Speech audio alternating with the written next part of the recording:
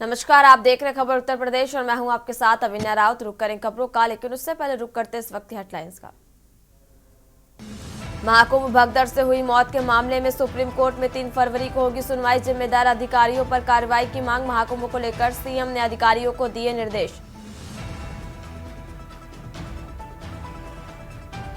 महाकुंभ को लेकर सीएम ने दिए निर्देश।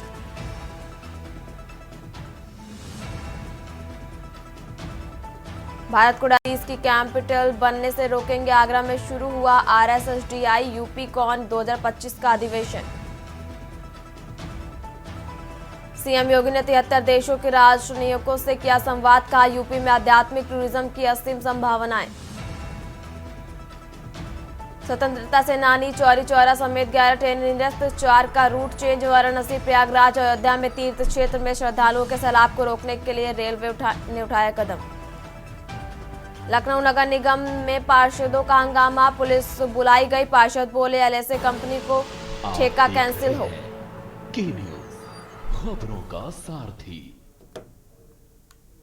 अब बात करते हैं खबरों की। महाकुंभ भगदड़ से हुई मौत मामले में सुप्रीम कोर्ट में सुनवाई होगी और 3 फरवरी को सुप्रीम कोर्ट में इस मामले को लेकर सुनवाई की जाएगी, जहां जिम्मेदार अधिकारियों पर कार्रवाई की मांग भी की गई और सुप्रीम कोर्ट में पीआईएल पर होगी सुनवाई। और एक बड़ी जानकारी आपको बता रहे हैं, जहां जिम्मेदार अधिकारियों पर कार्रवाई की मांग। सुप्रीम कोर्ट में पीआईएल पर होगी सुनवाई। महाकुंभ में भगदड़ से हुई मौत मामले में सुप्रीम कोर्ट में सुनवाई। सुप्रीम कोर्ट 3 फरवरी को करेगा सुनवाई और जिम्मेदार अधिकारियों पर कार्रवाई की मांग भी की गई और सुप्रीम कोर्ट में पीआईएल पर होगी सुनवाई। महाकुंभ में भगदड़ से हुई मौत मामले में सुप्रीम कोर्ट में सुनवाई। सुप्रीम कोर्ट 3 फरवरी को करेगा सुनवाई। जिम्मेदार अधिकारियों पर कार्रवाई की मांग। सुप्रीम कोर्ट में पीआईएल पर होगी सुनवाई।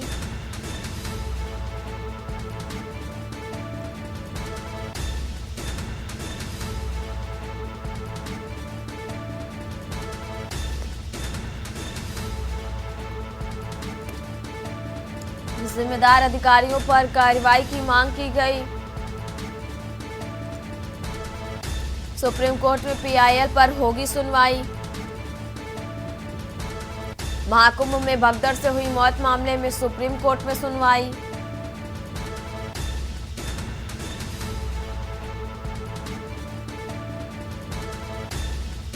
जिम्मेदार अधिकारियों पर कार्रवाई की मांग। सुप्रीम कोर्ट में पीआईएल पर होगी सुनवाई। महाकुंभ में भगदड़ से हुई मौत मामले में सुप्रीम कोर्ट में सुनवाई होगी और 3 फरवरी को करेगा सुनवाई सुप्रीम कोर्ट और जिम्मेदार अधिकारियों पर कार्रवाई की मांग। सुप्रीम कोर्ट में पीआईएल पर होगी सुनवाई।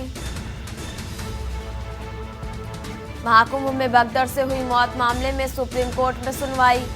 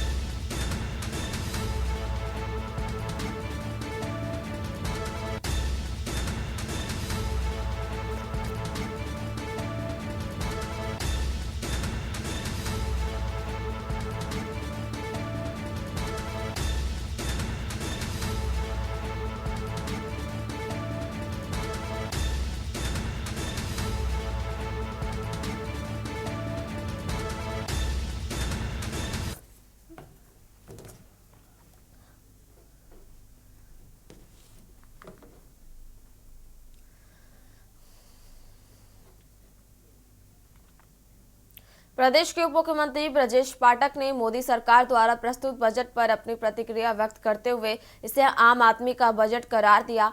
उन्होंने कहा कि ये बजट गरीबों, युवाओं, अन्नदाताओं और महिलाओं के लिए है और ये देश की अर्थव्यवस्था को विश्व में नंबर 1 बनाने में सहयोग साबित होगा। ब्रजेश पाठक ने कहा कि ये बजट एक दूरदर्शी दृष्टिकोण के साथ तैयार किया गया है।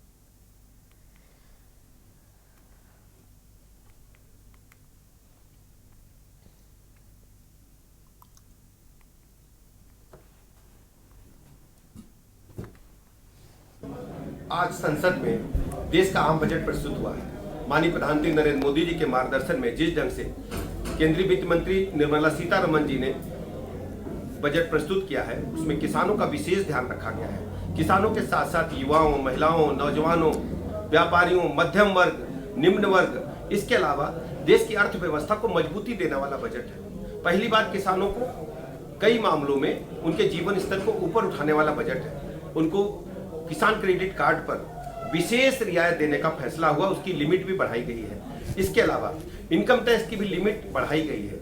हम कह सकते हैं ये देश की जीडीपी को बढ़ाने वाला बजट है और सबसे बड़ी बात यह है, विकसित भारत के संकल्प को पूरा करने वाला बजट है। इसमें जो दैनिक उपयोग में आने वाली वस्तुएं हैं, जो मध्यम वर्ग सामान्यतः उपयोग करता है, मोबाइल हो, टीवी हो या अन्य ईवी गाड़ियां हैं, मोबाइल की बैटरियां भी सस्ती होंगी, जिससे दैनिक उपयोग में आने वाली वस्तुओं के दामों में गिरावट आएगी। किसानों का विशेष ध्यान रखा गया है, महिलाओं का विशेष ध्यान रखा गया है। मैं बहुत बहुत आभार प्रकट करता हूं उत्तर प्रदेश के 25 करोड़ लोगों की तरफ से माननीय प्रधानमंत्री नरेंद्र मोदी जी का, और उम्मीद करता हूं कि देश शीघ्र ही विकसित भारत के संकल्प को माननीय मोदी जी के नेतृत्व में पूरा करेगा और उत्तर प्रदेश को विकास को नई गति मिलेगी। बहुत बहुत धन्यवाद। बढ़ते हैं अगली खबर की ओर। समाजवादी पार्टी के अध्यक्ष और कन्नौज सीट से सांसद अखिलेश यादव ने एक बार फिर से बजट से ज्यादा महाकुंभ की घटना को जरूरी बताया। सपा अध्यक्ष ने कहा कि बजट मायूस ना करे, लेकिन इससे सभी ज्यादा जरूरी कुंभ में लापता लोगों की तलाश करना जरूरी है। लोग अभी भी अपनों की तलाश में यहाँ से वहाँ भटक रहे। सरकार अभी तक सूची ही नहीं बता पाई। और अखिलेश यादव ने कहा कि बजट आम लोगों को मायूस करे, लेकिन बजट से भी ज्यादा महत्वपूर्ण है कि अभी भी कुंभ में लोग मोबाइल पर तस्वीर लेकर खोया पाया केंद्र से लेकर जगह जगह लोगों को ढूंढ रहे हैं और अपनों को ढूंढ रहे हैं। बेटा माँ को ढूंढ रहा है, बेटा पिता को ढूंढ रहा है, और कोई नानी को ढूंढ रहा है, कोई अपनी बहू को ढूंढ रहा है। आप बजट ला रहे हैं तो पहले ये बात साफ करें। ये जो बजट है, अगर हम इसको 12वां मान लें, 11वां मान लें, इनके किस आंकड़े को हम यकीन माने? जो लोग कहते थे डिजिटल इंडिया, उस महाकुंभ में हजारों सीसीटीवी कैमरे हैं, उस कुंभ में हजारों ड्रोन से उन्होंने समय समय पर जानकारी हासिल की। क्या सरकार के पास मरने वालों के आंकड़े नहीं हैं? क्या सरकार के पास जो खोए हैं उनके आंकड़े नहीं हैं? जो सड़कों पे चले गए, मर गए लोग जाकर के, लोग अयोध्या गए, वो प्रभु श्री राम के मंदिर का दर्शन नहीं कर पाए। जो लोग बनारस गए उसका दर्शन नहीं कर पाए। सड़कों पे रातें गुजारी हैं लोगों ने। सुनो, ये वर्ल्ड की इकोनॉमी 5th लार्जेस्ट से 3rd लार्जेस्ट ले जाना चाहते हैं। हर बात करें राजधानी लखनऊ की, इसी बीच एक और बड़ी जानकारी आपको लखनऊ से बता रहे हैं। और सीएम योगी का अयोध्या दौरा है आज, और एक बड़ी जानकारी आपको लखनऊ से बता रहे हैं, जहां सीएम योगी आदित्यनाथ का आज अयोध्या दौरा। अयोध्या में जनसभा को संबोधित करेंगे सीएम योगी आदित्यनाथ, और सुबह 10:30 पर जनसभा को संबोधित करेंगे। सर्वोदय इंटर कॉलेज के सामने मैदान में करेंगे जनसभा। और बड़ी जानकारी आपको बता रहे हैं, जहां आज मुख्यमंत्री का अयोध्या दौरा है और रामगंज, मिल्कीपुर, अयोध्या में करेंगे विशाल जनसभा। अयोध्या में जनसभा को करेंगे संबोधित। सुबह 10:30 पर जनसभा को संबोधित करेंगे मुख्यमंत्री योगी आदित्यनाथ। और आज सीएम योगी का अयोध्या दौरा है। अयोध्या में जनसभा को संबोधित करेंगे मुख्यमंत्री योगी आदित्यनाथ। सुबह 10:30 पर जनसभा को संबोधित करेंगे।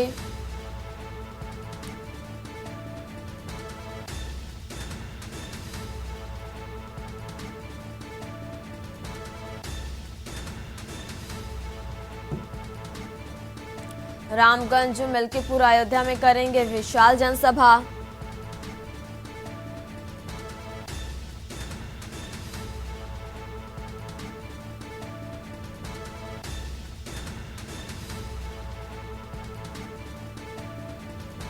सीएम योगी का अयोध्या दौरा आज।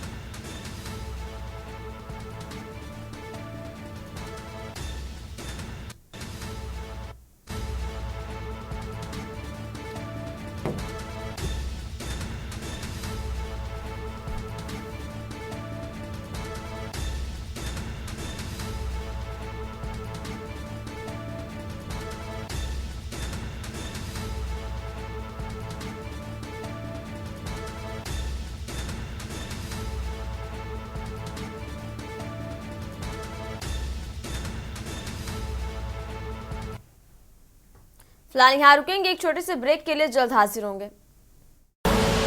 आप देख रहे हैं के न्यूज, खबरों का सारथी। रुक करते हैं खबरों का। केंद्रीय वित्त मंत्री निर्मला सीतारमण ने संसद में बजट 2025 पेश किया। बजट पर सीए विजय बंसल और सीए वीरेंद्र बहादुर सिंह से के न्यूज संवाददाता सारिका गुप्ता ने खास बातचीत की। आइए सुनवाते हैं आपको।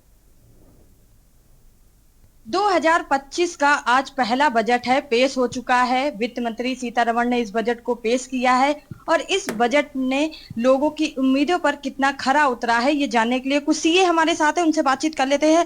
सर, आपने बजट देख लिया है, आपको कैसा लगा ये बजट? बजट अच्छा है और मीडियम क्लास के लिए बहुत अच्छा है। टैक्स बेसिक लिमिट 7 लाख से 12 लाख कर दी है और इससे काफ़ी लोगों को रिलीफ मिलेगा और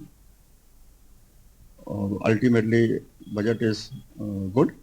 सर, कहा गया है महिला, युवा, गरीब और किसान के लिए ये अच्छा बजट है, तो क्या लग रहा है आपको? ओवरऑल सभी के लिए बजट अच्छा है क्योंकि इसमें जो इनकम टैक्स का जो एग्जम्पशन, बेसिक एग्जम्पशन जो 7 लाख से 12 लाख किया है, इसमें सभी टाइप के मेंबर्स क्लब हो जाएंगे, चाहे वो महिला हो, सर्विस वुमेन है, अगर कोई यूथ है और किसान भी है, मानो कोई, तो सभी की इनकम एग्जम्प्ट होगी, सभी को फायदा होगा इस बजट से। सर, कहीं ना कहीं क्या महंगाई पर लगाम कसी जा सकेगी इस बजट से? नहीं, महंगाई से लगाम नहीं होगी, लेकिन लोगों के पास कुछ कुशन बचेगा बाय वे ऑफ टैक्स, जिससे वो अपनी महंगाई को कंपनसेट कर सकते हैं। और भी लोगों से बातचीत कर लेते हैं और उनसे जान लेते हैं कि इस बार का बजट, उनकी जो उम्मीदें रही हैं उसमें कितना खरा उतरा है। सर, आपको क्या लग रहा है, जो बजट आया है वो कैसा है? बजट तो बहुत अच्छा है। आई थिंक इसको हम पीपल्स बजट कह सकते हैं कि गवर्नमेंट का पहला साल है और अभी गवर्नमेंट चाहती है कि पब्लिक में अच्छा गवर्नमेंट के अगेंस्ट में ना हो, पब्लिक के बेनिफिट के लिए बजट पब्लिक के अनुभव में हो। इसलिए गवर्नमेंट ने हर सेक्टर में अच्छे से अच्छा ही काम किया है जो बजट फ्यूचर का, और से डेवलपमेंट की, अच्छे डेवलपमेंट की उम्मीद है हर एंगल से। सर, कहीं ना कहीं घर को संभालने वाली महिलाएं जो हैं, उनको बड़ी उम्मीदें थी कि महंगाई पर कहीं ना कहीं लगाम कसी जाएगी, इस बजट से उनको कुछ राहत मिलेगी, तो क्या लग रहा है उनके लिए है कुछ?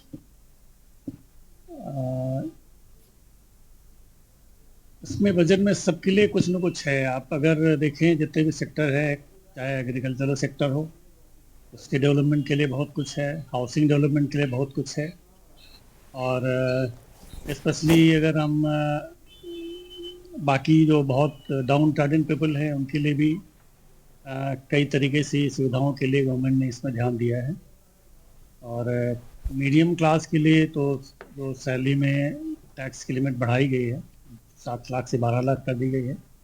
शायद इतिहास में सबसे ज़्यादा ये छूट है उनके लिए, जिससे उनको बहुत फ़ायदा होगा, और स्पेशली तो गृहिणियों को ही सबसे ज़्यादा फ़ायदा होगा, क्योंकि इनकम में जो उनका बचत होगी टैक्स से, तो उनके अपने बेनिफिट होंगे।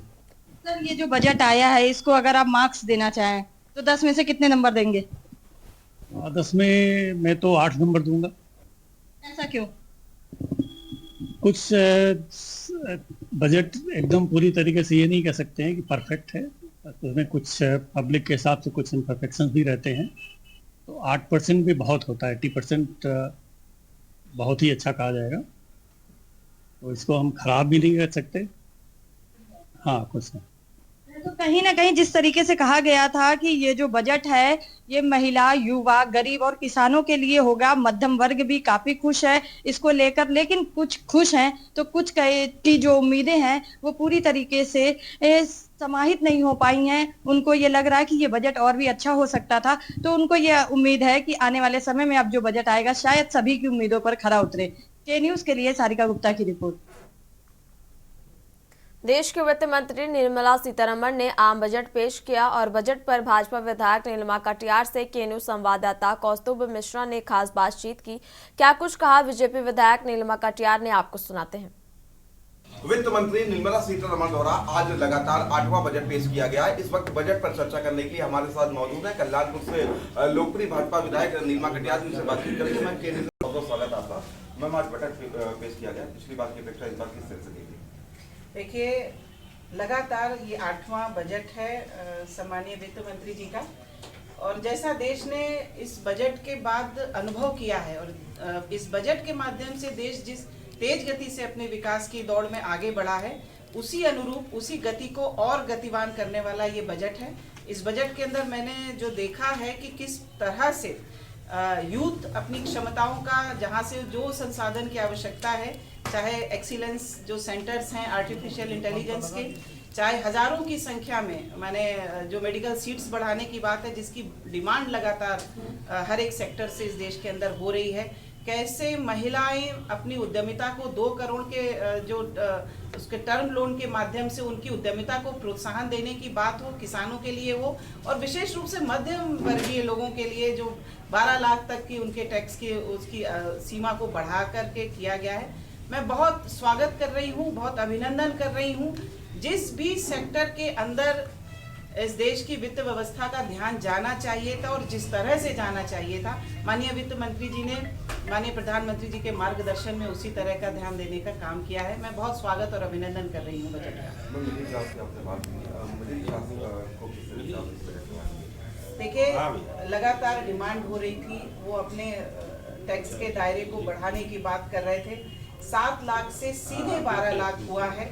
उनके पर कैपिटा इनकम में बढ़ोतरी होगी, उनके आर्थिक स्तर में बहुत ज़्यादा उनको फायदा होगा इस लाभ मिलने से। और एक बहुत बड़ा मैं कहती हूँ कि जो मेडिकल सीट्स के बढ़ने के माध्यम से, चाहे टेक्निकल फील्ड्स के अंदर जो अपग्रेडेशन हो जाए, उन्होंने जो ई-व्हीकल्स के माध्यम जो पॉल्यूशन जो खत्म होगा, ग्रीन मूवमेंट जो देश के अंदर चल रहा है उसके अंदर जब हम अपना इनपुट डाल रहे हैं तो वो फ्यूचर को भी साथ में लेकर के डेवलपमेंट के लिहाज से हेल्थ सेक्टर के अंदर जो आ रहा है, तो ये सारा कुछ जो पूरे डेवलपमेंट को ध्यान में रख करके और पर्सनल डेवलपमेंट को ध्यान में रख करके ये जो जा रहा है बजट, तो मैं कह सकती हूँ कि विशेष फायदा ये मैं हर एक सेक्टर को फायदा है, लेकिन ये जो मध्यम वर्ग से लगातार मांग उठ रही थी, तो ये जो टैक्स स्लैब में बढ़ोतरी हुई है इससे उनको बहुत राहत मिलने वाली है।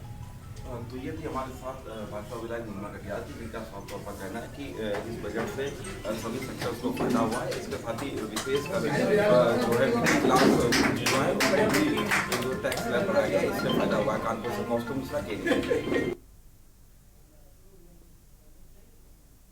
उत्तर प्रदेश की खबरों में फिलहाल मेरे साथ इतना ही। आप देखते रहिए के न्यूज़ इंडिया। नमस्कार।